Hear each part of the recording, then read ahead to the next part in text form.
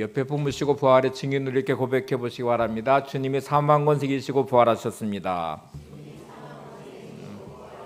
부활의 주님이 늘 함께 하시기를 바랍니다. 우리가 지난주에 여호사밧과 유다 백성들이 이렇게 적들을 대하러 나갈 때 거룩한 예복을 입고 하나님을 찬송하고 감사로 고백하고 여호와의 인자하심을 영원하다 송축하면서 나갈 때 하나님이 역사하에서 전쟁의 승리로 이끌었다는 말씀을 우리가 함께 나눠봤죠. 찬양에는 능력이 있습니다. 찬양할 때 하나님 역사가 시작될 것입니다. 예수 믿은 지 얼마 안 되는 분이 이제 이렇게 신앙생활을 시작하면서 얼마 안 됐는데 늘 헛것이 보이기도 하고 귀신이 보이기도 하고 이제 너무너무 두렵고 또 걱정이 돼서 목사님을 만나서 상담을 했습니다. 목사님, 제가 신앙생활을 시작하고 이제 얼마 되지 않았는데 늘 이렇게 묶여 있는 나의 삶이 너무 힘듭니다. 헛것이 보이기도 하고 귀신이 보이고 너무 두렵고 힘든데 어떻게 하면 좋습니까? 하고 이렇게 의논을 했더니 목사님이 이렇게 대답을 해줬어요. 평상시에 좀 성경을 좀 많이 보시고 또 기도도 많이 하시고 그래서 좀 영적으로 무장하고 준비를 하다가 혹시 헛것이나 귀신이 보이면 찬양을 부르십시오.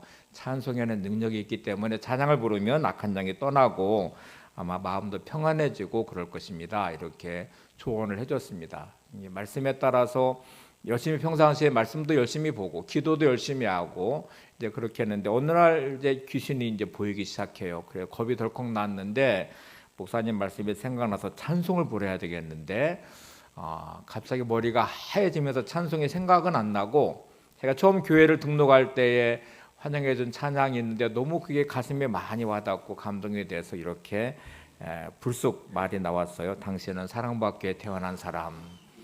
그것도 이제 습관에 따라 두 손을 탁 들고 귀신을 향하여 당신은 사랑받기에 태어난 사람하고 환영을 했대요. 적절한 찬송이 참 중요하죠. 오늘 부활주일은 부활의 찬양이 이렇게 어울리지 않겠어요? 여러분 평상시에 찬양의 능력, 찬송의 능력이 함께 하시기를 바랍니다. 한국 교회는 부활절과 아주 깊은 연관이 있는데 우리나라가 처음 선교사가 들어온 해가 1885년 4월 5일입니다. 인천항에 들어온 이 1884월 5일 언더우드 아펜젤로 선교사 두 분이 들어왔는데 그날이 부활절이었어요. 그러니까 공교롭게 부활절 아침에 인천항에 도착한 언더우드 아펜젤로 선교사가 인천항에 도착을 해 첫 발을 딱 내딛고 무릎을 꿇고 드렸던 첫 번째 기도문이 남아 있습니다. 그 기도는 이렇게 시작이 됩니다. 우리는 부활절 아침에 이곳에 왔습니다. 사망 권세를 이기신 주께서 이 백성의 얽어맨 결박을 끊으사 하나님의 자녀로의 자유와 빛을 주시옵소서. 1885년은 조선시대이고요. 우리나라는 아주 미개한 나라였습니다. 서양의 미국의 선교사들이 27살의 나이에 아주 젊은 나이에 이 땅에 왔다는 것은 목숨을 내거는 것이었죠. 그 이후에 많은 핍박이 있어서 순교하는 선교사들이 많았기 때문에 순교의 피를 흘리며 이때는 우리나라가 아주 미개한 나라에서 풍토병이 존재했습니다. 미국 사람들이 우리나라 오면 적응이 안 돼서 풍토병에 걸려서 많이 죽기도 했는데 왜 목숨을 걸고 27살의 젊은 두 선교사가 이 미개한 조선이란 나라의 땅에 들어와서 복음을 전했을까? 왜 순교의 피를 흘리며 수많은 선교사들이 이 땅에 왔을까? 그들의 기도에서 드러나고 있습니다. 이렇게 기도하죠. 사망 권세를 이기신 주께서 이 백성의 얽어맨 결박을 끊으사 하나님의 자녀로의 자유와 빛을 주시옵소서. 부활 신앙을 갖고 사망 권세를 이기고 죄의 결박을 풀어내고 살아간다는 것이 그렇게 중요한 것일까? 이렇게 젊은 선교사들이 수많은 선교사들이 목숨 걸고 순교의 피를 흘릴 만큼 그렇게 자신의 목숨보다 더 소중할 것일까? 맞습니다. 부활 신앙을 갖는다는 것은 목숨 걸고 복음을 전해야 될 만큼 소중한 것입니다. 우리 모든 인생은 죄의 결박에 묶여서 이미 하나님의 진노와 심판 안에 놓여져 있고 예수님을 만나지 못했다면 영원히 심판받아 멸망의 지옥에 가야 될 인생으로 이미 확정된 사람들이에요. 이미 사망의 권세에 묶인 우리들에게 와서 이 복음을 전한다는 거. 예수님은 이 죄의 결박을 다 끊어내시고 진노의 잔을 받으신 십자가를 지신 다음에 부활하심으로 우리에게 영생의 길을 열어놓으셨고요.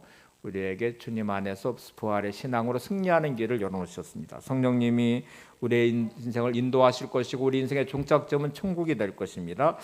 우리가 오늘 고린도전서를 봤는데 부활장이라고도 하잖아요. 15장이 부활장인데 사도 바울은 부활에 대한 증거와 증인들과 부활의 의미를 쭉 이제 전한 다음에 마지막 부분에 부활 신앙을 가지고 살아간 인생의 중요한 세 가지 모습을 우리에게 전해주고 있습니다. 여러분, 부활 신앙으로 산다는 것 왜 이렇게 중요한 것일까? 우리가 부활 신앙으로 살아가면 어떤 변화가 일어날 것인가? 오늘 이 세 가지를 한번 살펴보죠.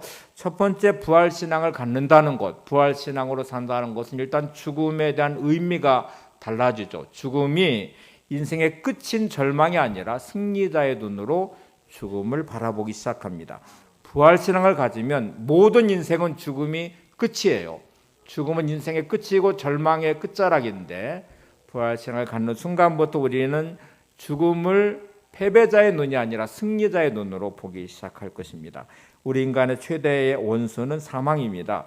살아가면서 여러분 인생을 가로막는 수많은 장애물들, 적을 만나게 되는데 이 수많은 적들이 존재하면서 인생을 무너뜨리고 힘들게 하고 때로 이렇게 말하기도 하잖아요. 자식이 왼수야, 그럴 수도 있고, 때로는 물질이 나한테는 너무 힘들고 어려워, 또는 건강, 질병이 나에게는 최대의 적이야, 이렇게 말하고 환경과 문제가 적일 수도 있는데 진짜 인생의 최대의 적은 사망이에요. 죽음이 찾아오면 모든 것을 끝장내버리거든요. 그래서 고린도 15장 26절에 이렇게 말합니다. 주님의 부활을 증거하면서 맨 나중에 멸망받을 원수는 뭐예요? 사망이니라. 예수님이 이 땅에 오셔서 사역하시고 십자가 지시고 죽으시고 부활하신 다음에 제일 마지막에 물리친 원수는 사망이라고 말씀합니다. 우리 인생의 수많은 문제를 믿음으로, 예수님을 믿음으로 해결해내겠지만 이 죽음의 문제, 마지막 최고의 원수인 이 사망과 죽음의 문제는 주님이 부활하심으로 이기셨다고 말씀을 하잖아요. 그래서 우리에게 영원한 승리는 부활신앙으로 우리의 죽음을 승리자의 눈으로 보는 것이 중요합니다. 사도 바울이 부활을 선포하면서 이제 우리 마지막 부분에 이렇게 사망에 대해서 선언합니다. 고린도서 15장 55절 57절 한번 같이 보시죠. 시작. 사망아, 너의 승리가 어디 있느냐? 사망아, 내가 쏘는 것이 어디 있느냐? 사망이 쏘는 것은 죄요, 죄의 권능은 율법이라. 우리 주 예수 그리스도로 말미암아 우리에게 승리를 주시는 하나님께 감사하노니. 여기서 승리를 주시는 하나님께 감사한다 하고 말한 예수님으로 말미암아 승리를 주시는 이 승리는 뭐에 대한 승리일까요? 사망에 대한 승리예요. 예수님을 통해서 우리가 많은 승리의 삶을 살아낼 것이고 마지막 주님의 부활하심으로 사망에 대한 승리를 거두게 하셨음을 감사하라는 말이거든요.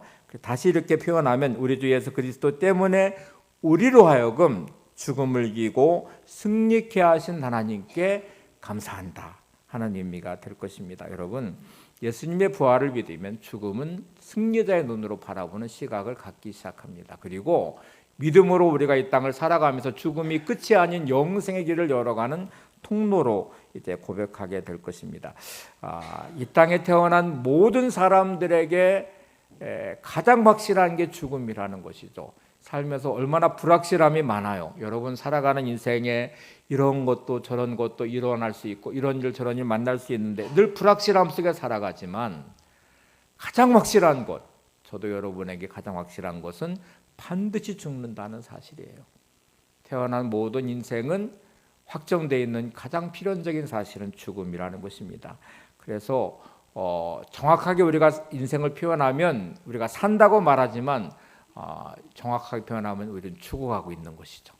살아오신 만큼 죽음이 가까운 것이고 우리는 죽어가고 있는 존재들입니다. 그래서 이 죽음은 참 무서운 협박이고 위협일 수밖에 없어요. 우리나라의 40, 50대의 남성들의 죽음의 통계를 내보면 여성들보다 2배 이상 높습니다. 우리 40, 50대 되는 중장년 여러분, 건강을 잘 챙기시기 바랍니다. 삶에 스트레스가 많이 받으니까 아내보다 죽을 확률이 2배나 높대요. 건강관리 잘 하시고요. 1년에 25만 명 이상 우리나라에서 죽음을 맞이하고 있습니다. 그러니까 죽음은 멀리 있는 이상한 게 아니라 늘 자연스러운 것이에요. 우리는 늘 죽음에 붙어 있는 삶을 살고 있는데, 제가 대학원 때 목회상담 전공하면서 이 일기를 썼어요. 과제물 중에 하나가 죽음 일기예요.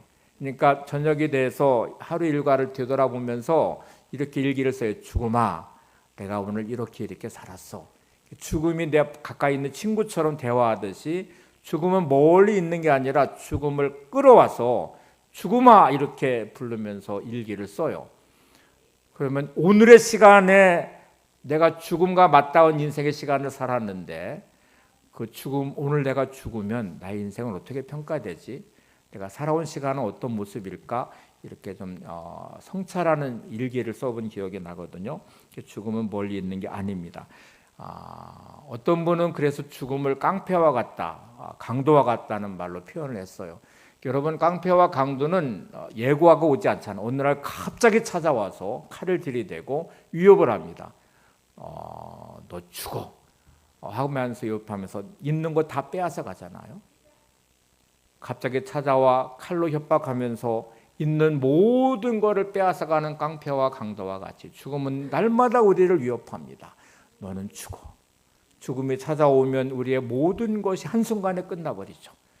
젊은이의 건강도, 젊은이의 희망도, 노년의 평안도, 여러분이 가지고 있는 그 어떤 것도 한순간에 끝낼 수 있는 게 죽음이에요. 죽음은 늘 위협일 수밖에 없습니다. 근데 여러분, 예수님이 부활하셨다는 말은 마지막 원수인 죽음을 이겨내신 것이죠. 원수를 물리쳐내신 것이죠. 사망 원수를 이기시고 부활하신 주님이 우리에게 죽음을 이긴 승리자의 모습을 보게 하시고 우리에게 죽음을 이기는 승리자의 길을 걷게 하십니다. 여러분, 예수님을 통해 부활을 통해 우리는 영생의 길을 걷게 될 것입니다. 우리는 신령한 몸을 입게 될 것입니다. 연약한 우리의 몸은, 육신의 몸은, 썩어질 몸은 영생의 몸으로, 강건한 몸으로 입게 될 것입니다. 우리는 이 땅에서 끝나는 육신의 몸을 벗어버리면 주님과 함께 영원한 몸을, 신령한 몸을 입고 영원토록 주님과 함께 살아가게 될 것입니다. 그래서 부활신앙을 갖는다는 것, 죽음을 협박과 위협으로 느끼지 않고 이 원수인 마지막 죽음을 승리자의 눈으로 바라보면서 죽음은 우리의 육신의 몸을 벗어버리고 영원한 몸, 신령한 몸을 입고 주님의 신랑 되신 예수님과 함께 영원토록 살아갈 천국을 우리가 보게 하고 그 믿음으로 오늘도 살아가게 하는 것이죠. 두 번째는 부활신앙을 가지고 산다는 것은 흔들리지 않는 삶을 사는 것입니다. 한번 따라서 볼까요? 부활신앙을 가지면 흔들리지 않는 삶을 삽니다. 네. 고린도서 15장 58절에 사도 바울은 이렇게 외칩니다. 견실하며 흔들리지 말고, 부활하신 예수님을 통해 부활신앙을 가지면 견실하고 흔들리지 말고라고 외칩니다. 우리는 살아가는 동안 우리 인생이 흔드는 수많은 일들을 경험해요. 요즘 여러분 이제 벚꽃이 바람에 휘날리는 거를 많이 경험하셨죠? 저도 차를 운전하면서 벚꽃이 막 떨어지는 길을 여러분 지나가게 됐는데, 바람이 불면 그 화려했던 벚꽃도 휘날리면서 다 떨어져요. 우리 인생은 수많은 바람이 몰아칩니다. 물질의 바람이 몰아치면 인생은 흔들리면서 넘어집니다. 질병의 바람이 몰아쳐오면 우리 인생은 그렇게 무너지면서 육신의 몸을 끝장내는 죽음이 찾아오기도 하고, 그 많은 고통과 고난의 시간을 견뎌내며 수술하기도 하고 치료하는 과정을 밟기도 해요. 어떤 경우에는 사람이 나를 흔들어요. 그러면 내 인생에 수없이 흔들리면서 무너지기도 하고, 마음의 미움과 원망과 분노로 사로잡혀서 인생이 정말 불행에 처하기도 합니다. 어느 순간에는 자식이, 때로는 어떤 사람이, 이해관계에 묶인 어떤 분이 나의 인생을 흔들어 놓죠. 환경과 문제들이 나를 흔들어 놓습니다. 수없이 흔들리는 가운데 우리는 염려하고 두려워하고 절망하고 분노하고 낙심하면서 우리 인생을 그렇게 무너져가는 자리가 너무 많은데, 이 모든 흔들림의 자리는 그거를 감당할 힘이 내게 없기 때문이에요. 그런데 여러분, 부활하신 주님이 우리와 함께 하시겠대요. 그 주님은 힘이 있으신 주님이세요. 성경은 그 주님을 당해서 뭐라고 말씀? 모든 이름 위에 뛰어난 이름, 하늘과 땅의 권세를 가지신 분, 만왕의 왕이신 하나님 되신 주님, 부활의 주님은 이렇게 힘을 가지신 분이에요.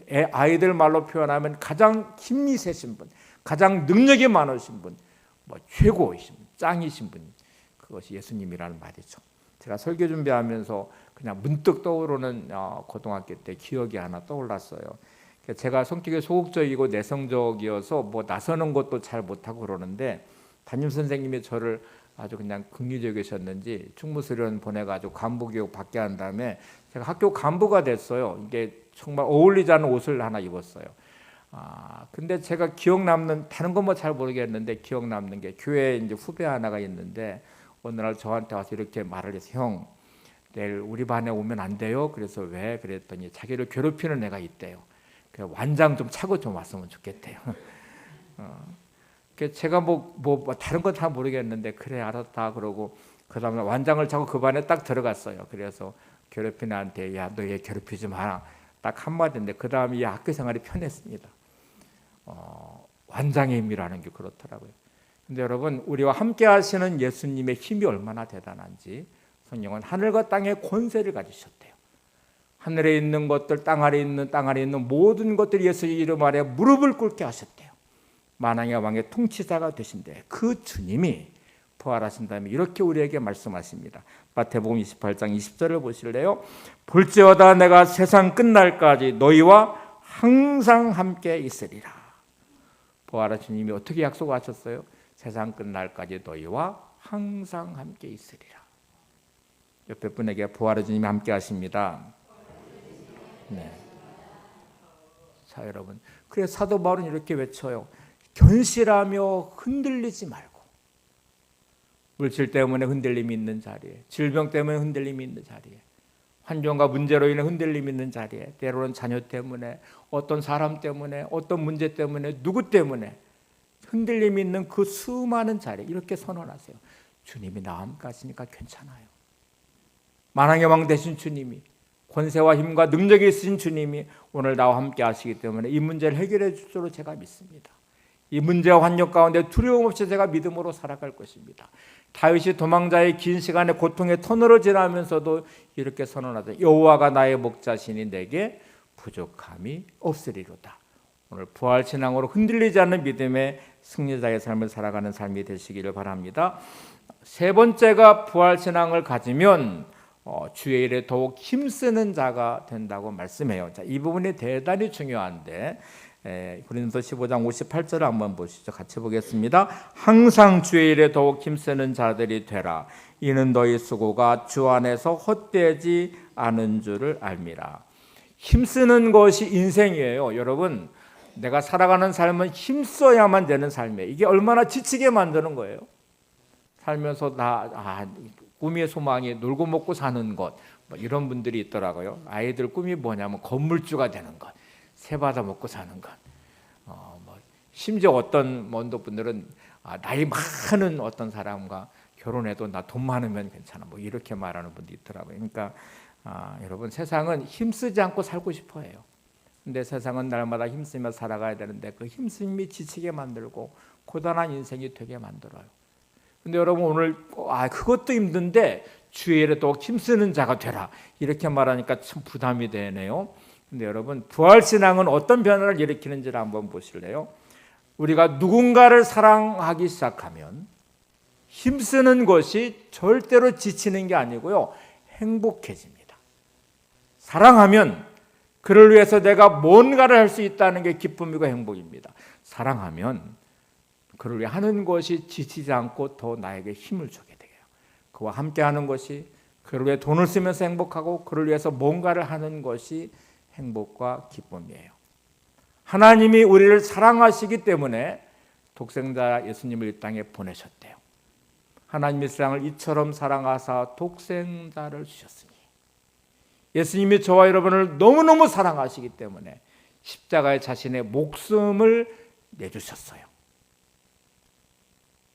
십자가에 죽으시는 주님은 우리를 사랑한 그 사랑의 증거이기도 해요. 그만큼 사랑했다는 말이거든요. 자, 이제 우리가 주님을 사랑해요 라고 말하면 예배를 드리는 게 부담이 될까요? 예배 드리는 게 행복이죠. 주님을 사랑하면 사역이 부담일까요? 사역하는 것이 기쁨이죠. 주님을 사랑하면 주를 위하는 모든 것이 행복이고 기쁨입니다. 다시 점검을 해볼게요. 여러분, 아내를 위해, 남편을 위해, 가정을 위해 내가 뭔가를 할 때 이렇게 말하는 분들이 나 너무 지쳐, 힘들어, 못하겠어. 남편을 위해서 뭔가 하는 게 나만 왜 이렇게 손해봐, 나만 왜 이렇게. 아내를 위해서, 자녀를 위해서, 부모를 위해서 뭐를 하는 것이 부담이고 힘이고 지친다고 생각하고 짜증나고 힘들어, 의무야 생각하는 것은 그 사람 대상에 문제 있는 게 아니라 여러분에게 문제 있는 거예요. 여러분이 사랑이 이미 빠져나갔어요. 사랑이 없으면 모든 게 지치고 힘들어요. 사랑할 때를 생각해 보세요.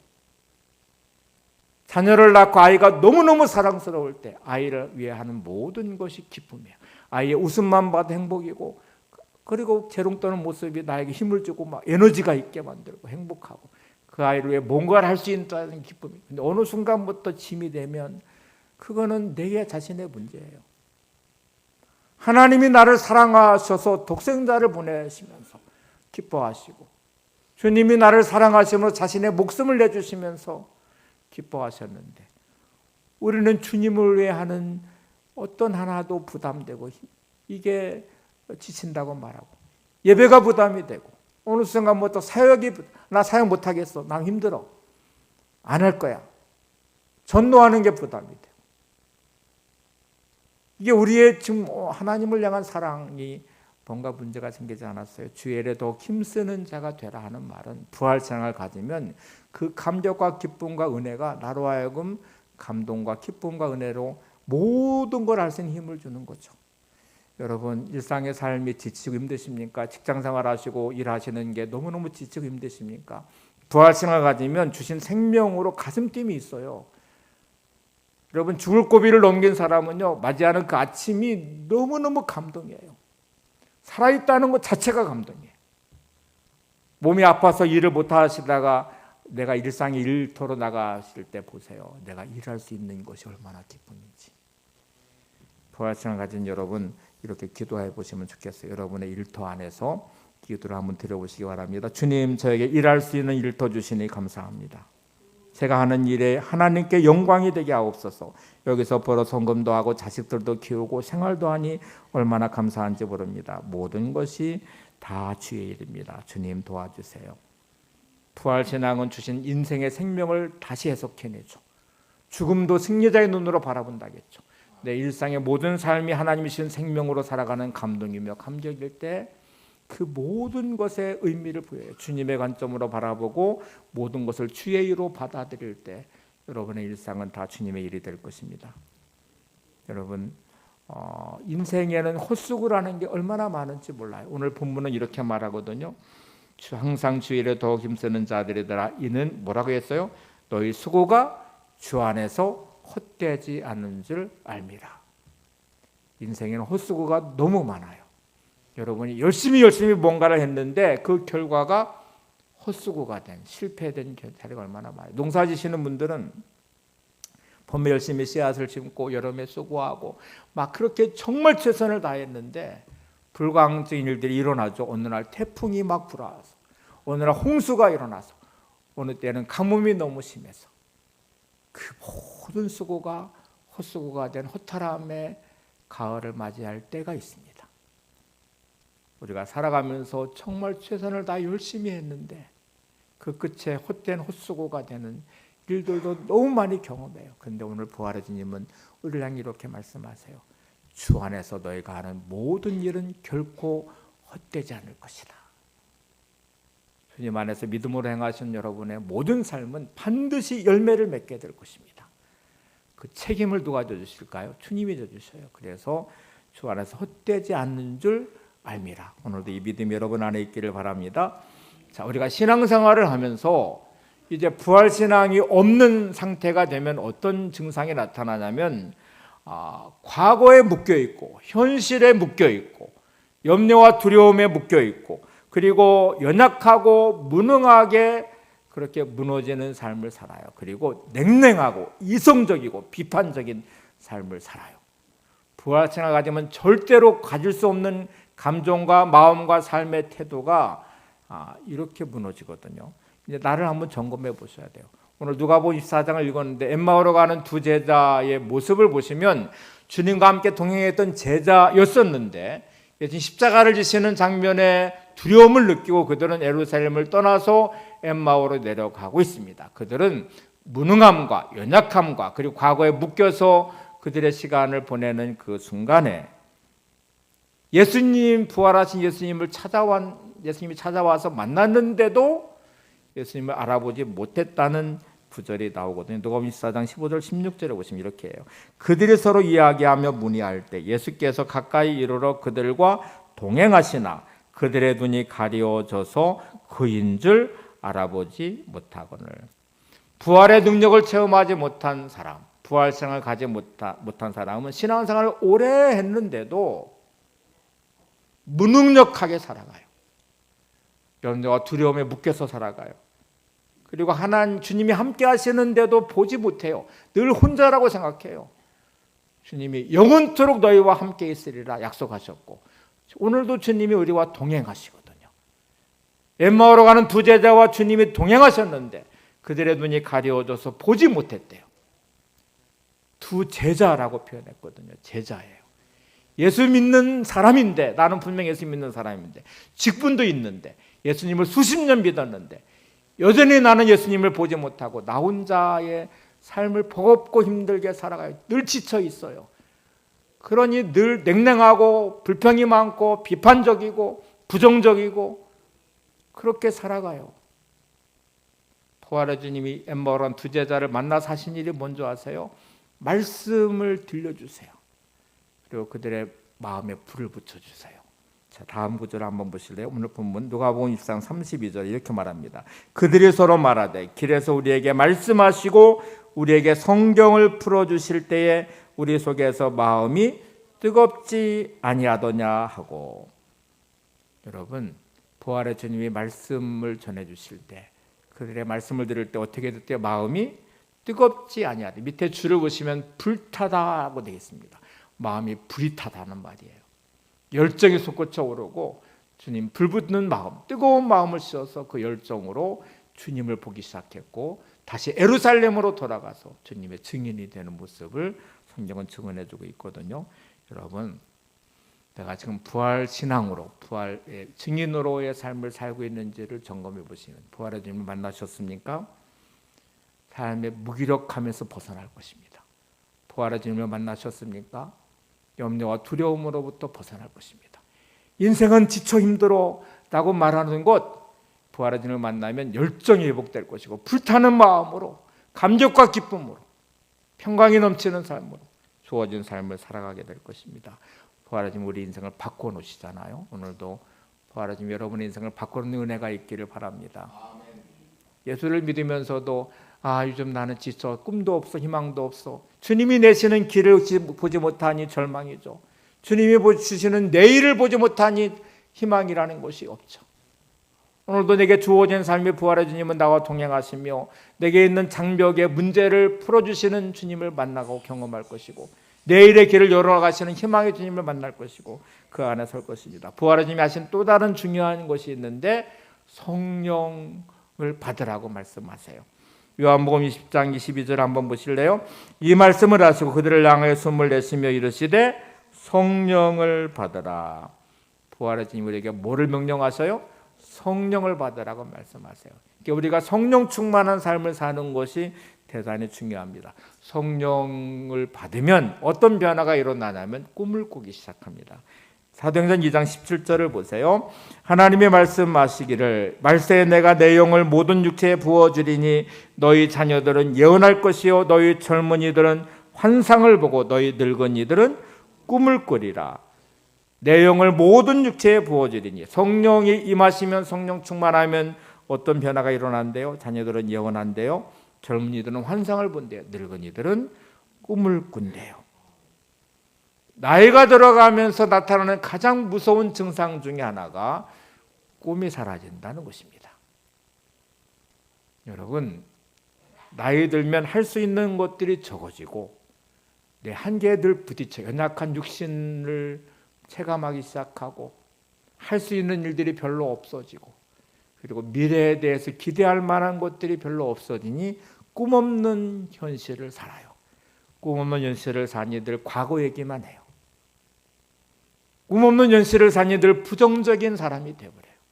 꿈없는 현실을 사니 삶이 늘 무료하고 짜증나기 시작해요. 꿈꾸는 사람은 하루하루 가슴팀이 있고 기대가 있습니다. 그건 내일이 있기 때문에 그래요. 꿈이 제일 많은 때는 말할 것도 없이 어린아이 때예요.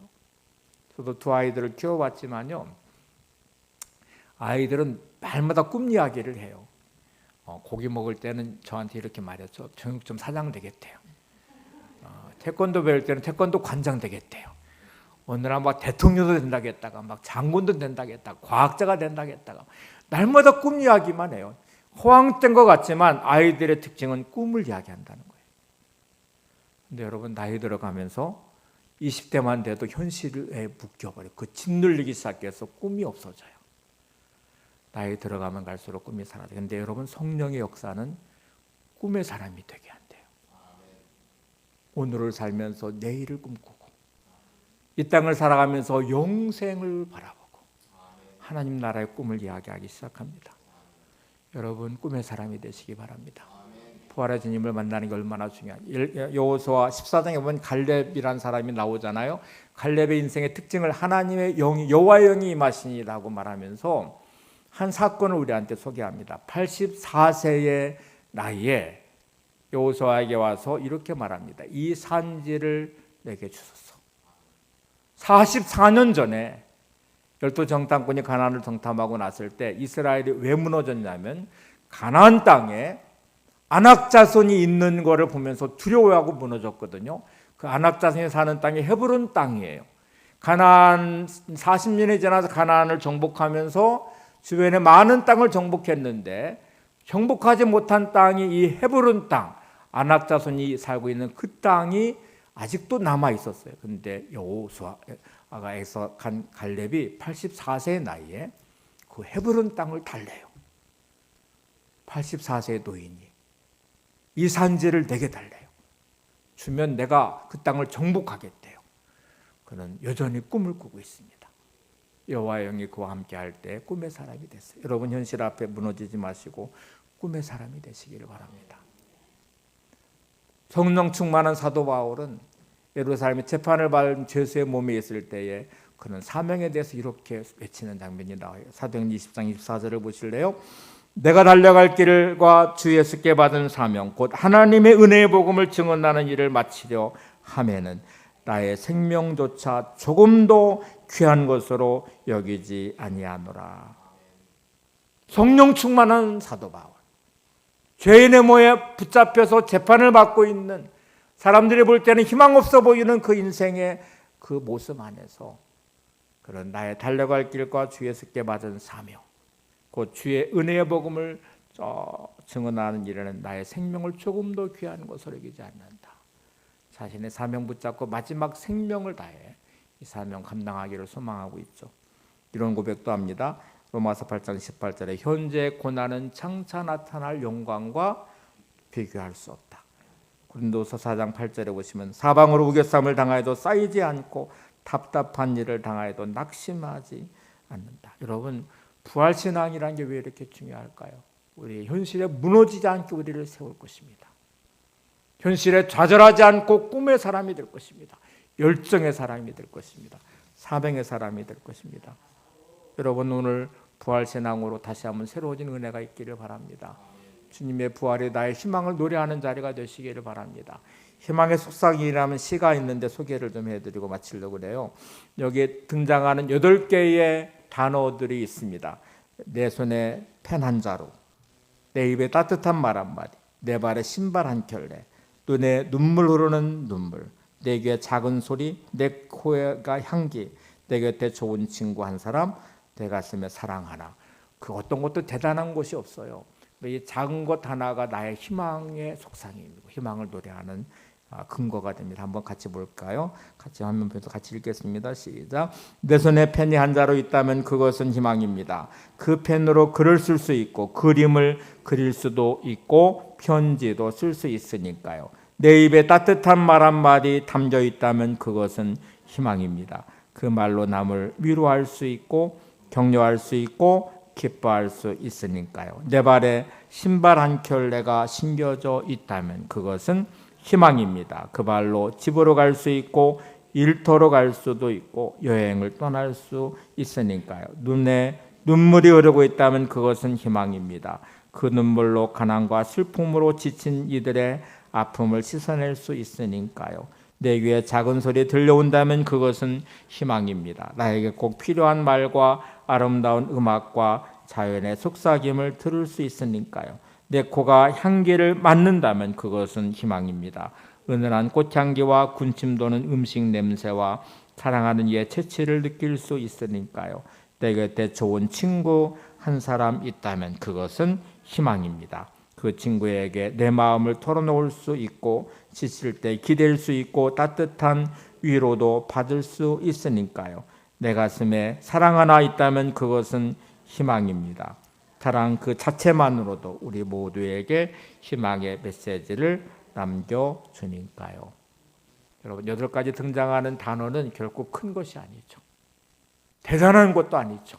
근데 이 작은 것 하나가 내게 희망을 노래할 수 있는 근거가 된다면 여러분 주님의 부활이 여러분의 희망이시기를 바랍니다. 부활의 주님 여러분과 함께 하실 것입니다. 죽음을 이기신 주님의 부활이 여러분의 영생의 선물을 주시죠. 죽음을 이기신 주님의 부활이 여러분의 삶을 강력하게 세워서 견고한 현실함에 흔들리지 않는 삶이 되게 하실 것입니다. 부활하신 주님이 여러분과 함께 하시면 열정의 사람이 돼서 지치지 않고 현실에 낙심하지 않고 피곤하지 않고 부활의 주님과 주일에 더 힘쓰는 사람으로 반드시 헛되지 않는 열매 맺는 승리자의 삶으로 세워줄 것입니다. 이 부활의 주님을 찬양하고 함께 기도하겠습니다. 주님 큰 영광 받으소서.